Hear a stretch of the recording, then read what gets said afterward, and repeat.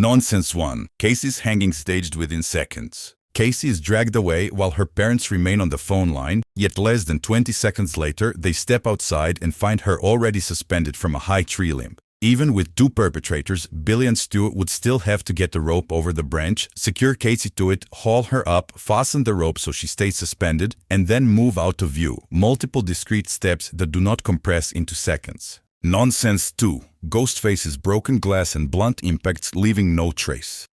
During Casey's attack, Ghostface drives gloved hands into a glass window and then forces the masked head into the same fractured pane as Casey struggles. Then, during Sidney's first attack, Ghostface uses a head impact to stun her. Later, in Tatum's garage attack, she throws a beer bottle directly into Ghostface's face as it shatters into multiple fragments on impact. Mechanically, gloves and a rigid mask can reduce catastrophic laceration, but repeated glass contact plus a face-level bottle shatter would still be expected to yield some visible consequence on the wearer. Hand and wrist cuts from glove puncture or sleeve ride-up, facial abrasions or swelling from blunt impact transmitted through the mask, and at minimum redness, tenderness, and guarded movement. Yet when Billy and Stu appear unmasked shortly afterward, the film presents them without fresh cuts, swelling, bandaging, or any behavioral pain markers. Nonsense 3. Ghostface identifying Sidney in the restroom. A costumed attacker is already concealed in a bathroom stall, yet lunges with perfect timing as if they can reliably confirm the target is Sidney. In that setup, the stall door is an information barrier. Without a depicted confirmation cue, the attacker or prankster is effectively committing to an ambush before knowing who has entered.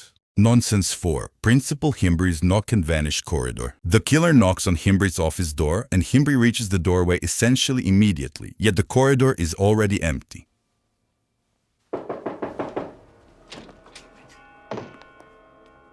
In under a second, a person could not clear the doorway sightline without detection because the available escape paths appear too constrained and too exposed. Also, after Himbry briefly checks the adjacent area and returns, the killer is somehow inside the office and kills him. Unless the film establishes a second person already inside the room or an alternative entrance into the office, the sequence implies a spatial discontinuity that is inconsistent with the depicted layout or timing. Nonsense 5. Garage door failing to reverse during Tatum's entrapment. Tatum's death depends on an automatic garage door continuing to close while her body obstructs the opening.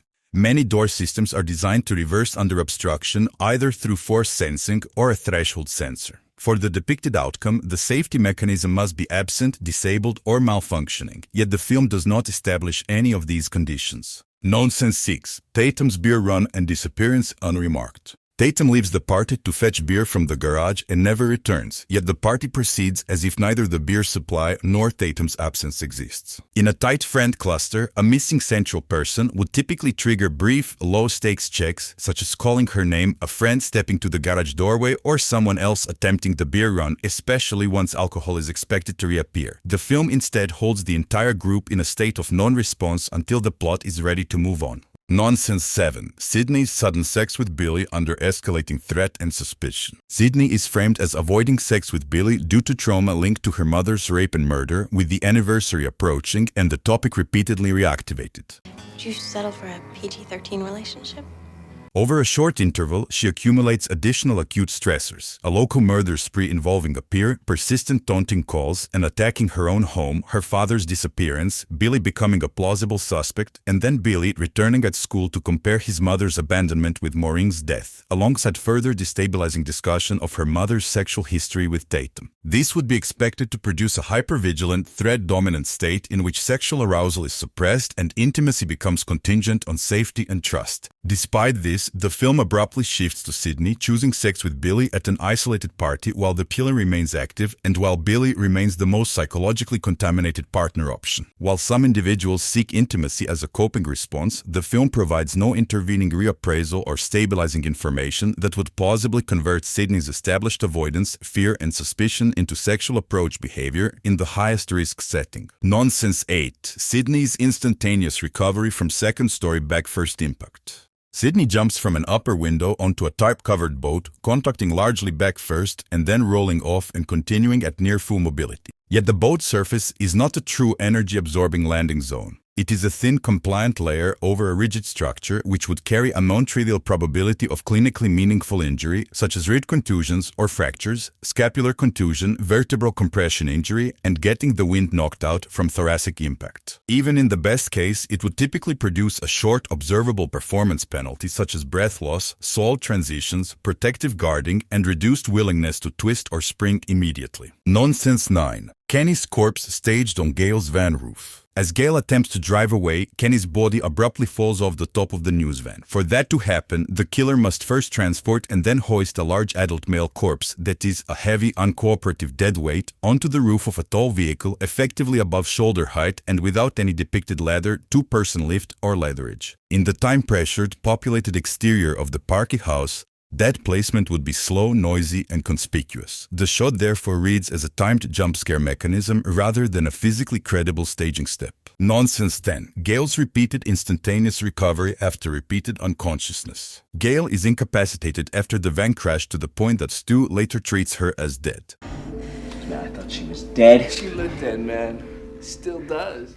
Yet she returns with intact coordination, clear cognition, and enough fine motor control to attempt to aim and fire a handgun. Then Billy kicks her in the abdomen, she slams back first into a porch post and loses consciousness yet again, but she soon wakes and resumes coordinated action. Unconsciousness typically leads to symptoms such as confusion, imbalance, and impaired precision, and repeated impacts should worsen that profile. The film instead uses unconsciousness as a temporary pause button with no intermediate neurological cost. In real life, the film likely ends around 0 hours, 19 minutes, and 36 seconds when the day after investigation reaches the school and police begin interviewing students. If Billy and/or Stu were physically involved in Casey's killing as depicted, the broken glass struggle should carry a non-trivial chance of leaving at least minor, visible sequelae by the next morning, such as fresh hand or wrist cuts, localized swelling, abrasions, and/or guarded movement. In a small-town homicide with an overt point-of-entry breach at the scene, routine scrutiny would amplify those signals. The realistic endpoint is therefore that the perpetrators either displayed the expected acute injury profile and attract early suspicion, or they must actively manage and explain its absence, both of which collapse the film's ability to keep them socially clean long enough for the later set pieces.